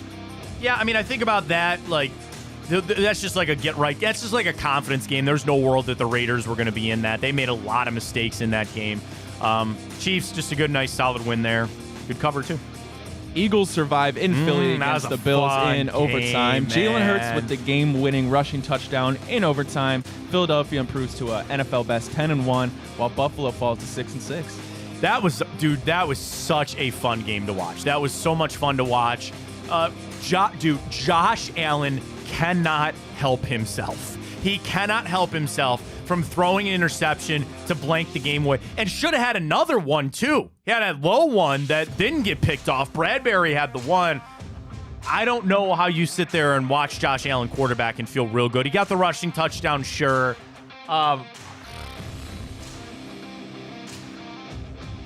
What did I tell you? What did I tell you? Bills on the way out, man. I called it. Told you. I still think they'll make the playoffs. Eagles, dude. Scary. The thing about the Eagles is when you give a good team confidence that they can beat anybody, and then also even when you're staring down the barrel of a loss and they still pull it out, that's scary for the rest of the NFL. It really is. Really fun game to watch. A lot of fun to watch. Well, the seat just gets hotter and hotter for Brandon Staley in LA. They fall to the Ravens 20-10. I don't know how he has a job this morning. And it seems like it's very possible he might be the next Ian Rappaport tweet. Have we ever had 2 coaches fired on the same day in season? I'm sure, but who knows? Because the other thing, they're on West Coast time, so it's only 7:45 in the morning there. Maybe he's on the. They might be on the horn. They might be on the horn this morning. I don't know, man. I don't know. I mean, the thing is, he's getting testy. He's getting pissed off. Again, a fun game to watch. Baltimore, man. It's just. If I'm a Ravens fan, I don't know how confident I feel about that team. It seems like they blank around a lot. And eventually maybe they'll find out. I don't know. They just don't bury these teams. They just don't. Offense goes away from time to time. They're just they're so inconsistent. They are so inconsistent. It's crazy. But nonetheless, nice win for their Chargers. They're cooked. I mean, you got to fire Brandon Staley. I don't know how you keep him. I really don't. Like, they started throwing, like, literally, even on the offensive side, because Kellen Moore is going to get canned too. All they could do was throw to Keenan Allen. That's it. You didn't find anybody else in that game to try to throw to. Like, Quentin Johnson. Oh, thank you very much. I almost slipped myself on that. Do you want to know the craziest thing? That the Chargers took Quentin Johnston a pick ahead of Zay Flowers, and I think 2 or 3 picks ahead of Jordan Addison up there in Minnesota. Yeah, that was the first time there were 4 receivers in a row. Yeah, that's right. Oh, yeah, that's right. Right. Yeah, that's exactly what it is. Mm-hmm. And they took Quentin Johnston over Zay Flowers, who looks like an electric player. And then Jordan Addison up there in Minnesota. And I think it went in Jigba, Johnson, Addison, and then Johnson. Or no. Or Zay Flowers. Zay Flowers, yeah. And I get it because I like Quentin Johnston coming out of TCU. He's big. He's really fast, like all that kind of stuff. But probably not a good call. Zay Flowers looks like he's a problem, man. He really looks like he's a problem for that offense. He's got that, like, Tyreek Hill twitch. He does. That celebration was awesome, too, the goal. I was so waiting for them to throw a flag, too, which tells you how bad the NFL is right now. I'm glad they didn't, but real fun game last night to watch. We got another one lined up. Let's get to that. But first round, let's do good, bad, and the ugly to recap the Browns game from the weekend.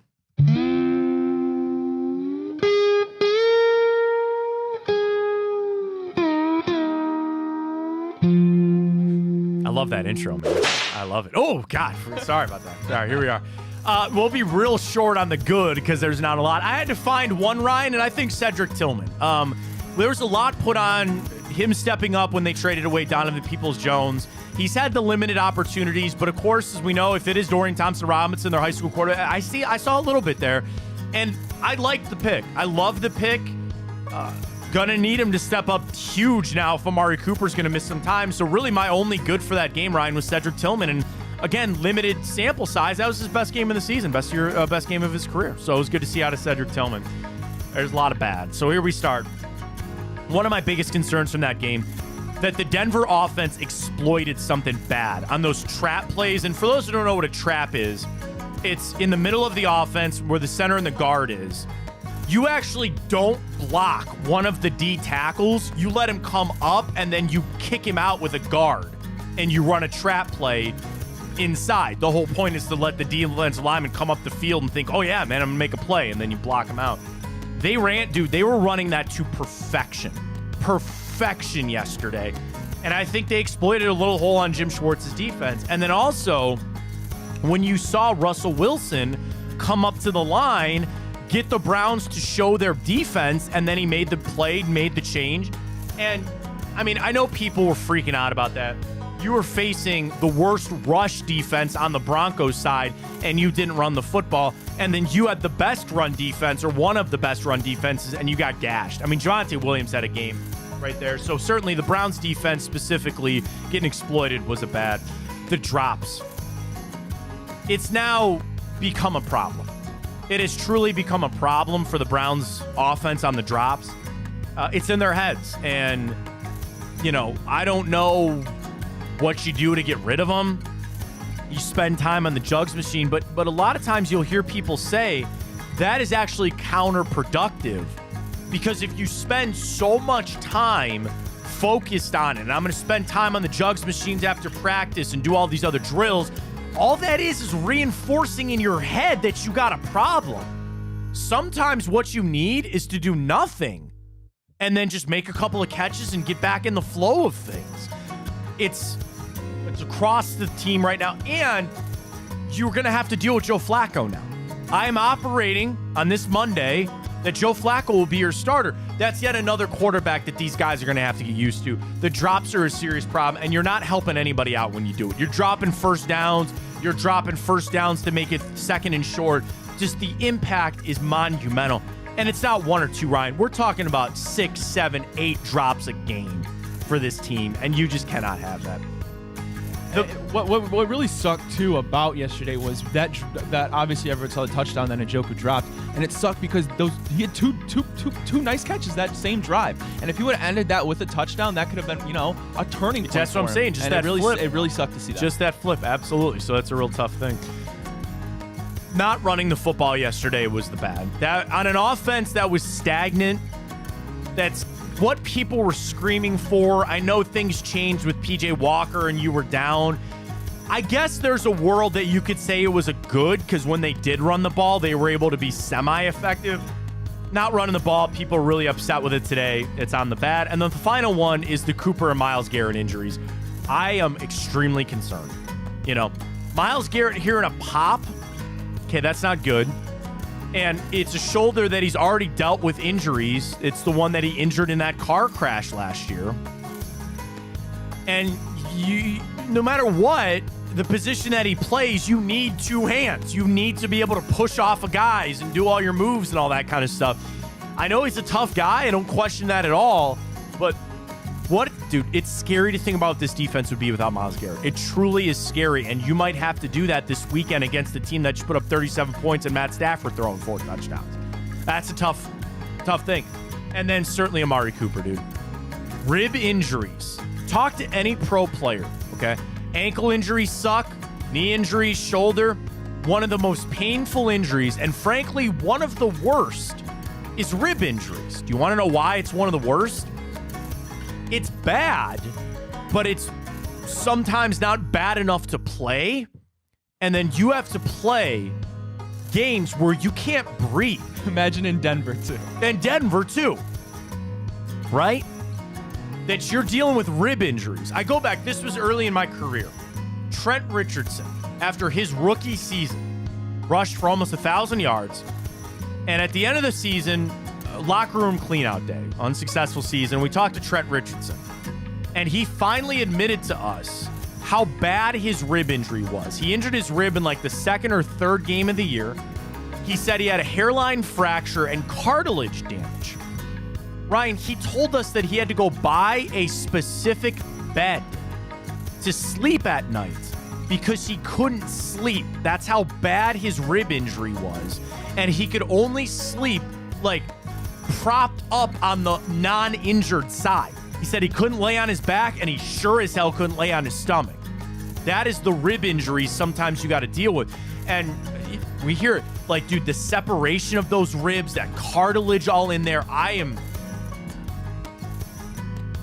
don't like it. I'm really, really concerned. And especially, again, Amari Cooper going back up for another catch, like, hit again, like, they wear those flak jackets and those, protective, rib protectors and all that kind of stuff. It doesn't do anything. It really doesn't from those hits. I'm really concerned about those injuries. The ugly. That hit on DTR was brutal. Was it a flag?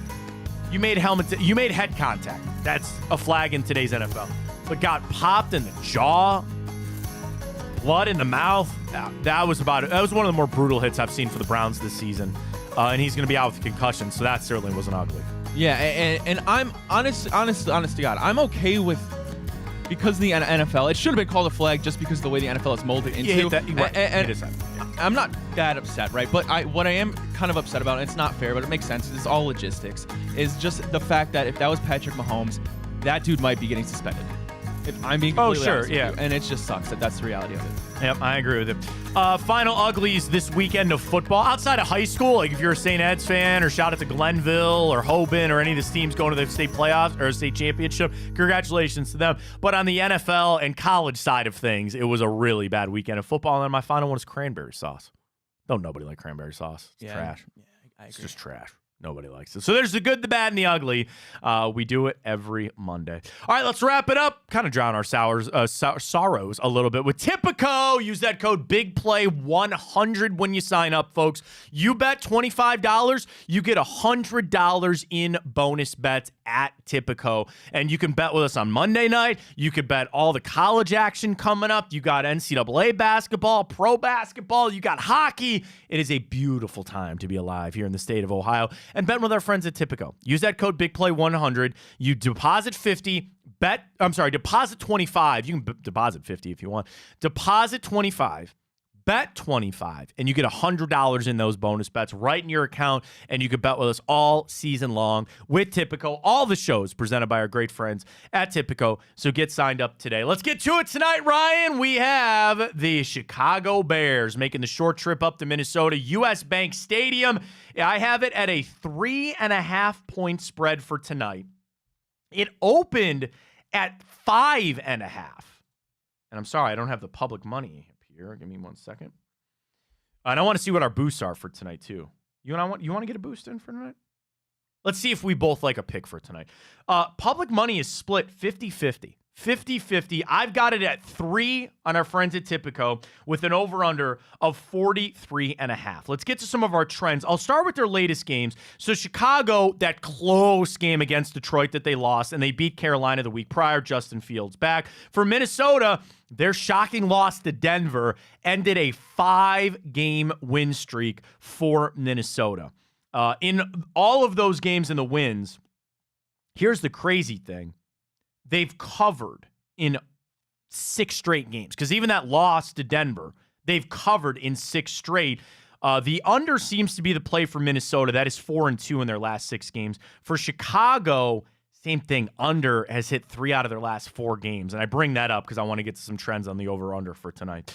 We start Chicago only 5-13-1 against the spread their last 19 games, but they're 1-4 against the spread their last 5 games against Minnesota, and 0-5 against Minnesota in their last 5 games. They're only 1-9 straight up their last 10 games on the road. You flip it over for Minnesota. I mentioned 6-0 against the spread their last 6 games. But here's the thing. I talked about the over-under. The under has hit 13 out of the last 20 games between Minnesota and Chicago. Under has hit 7 out of their last 9 games for Minnesota, and the under has hit 4 out of the last 5 home games for the Vikings. For the Bears, the under has hit 4 out of their last 6. But I want to take the over. Everything literally points to me taking the under. Don't do it, Matt. Don't do it. You don't like it? All right, what's your pick for tonight? Bears, Minnesota. I like Minnesota the -3 because if anything you'll get the push because there's no hook there. I like that, and then I like the under. All right, here we go. Our boosts: Josh Dobbs 250 yards and Danielle Hunter 1 sack 400. I like that a lot. That's Matt. boosted to plus 400. T.J. Hawkinson to score a touchdown in the first half. Plus 440. Justin Fields combined passing, rushing 275. That's boosted to 140. And any of the following players to score a touchdown: Madison, Addison, and Josh Dobbs plus 210. Those are all your boosts on Tipico. I'll differ, man. I'll take Chicago tonight. I don't know why. That was my gut feeling. I'll take the Bears, so we'll differ on that. Ryan's got Minnesota, and I will take Chicago. Great stuff today. I know kind of a crappy show. Ohio State rough, Browns rough, but nonetheless, today is the day you want to be hooked up on Big Play. We wrap up. Chico comes up 12-2. Then tonight, I already saw Reflog. They're ready to go tonight with Gab and Nick. You've got the great Greg and Blake Williams show. Come get some, and you have Hanford tonight. All across our platform here on Big Play. So Chico coming up at 12. Get ready for that. We'll announce our bracket tomorrow. Kind of ran out of time for the show today. So appreciate everybody joining us. We'll talk to everybody in the Tuesday edition of the Matt Fontana Show right here on Big Play. For Ryan Tyler, I am Matt Fontana, and as always, take it easy.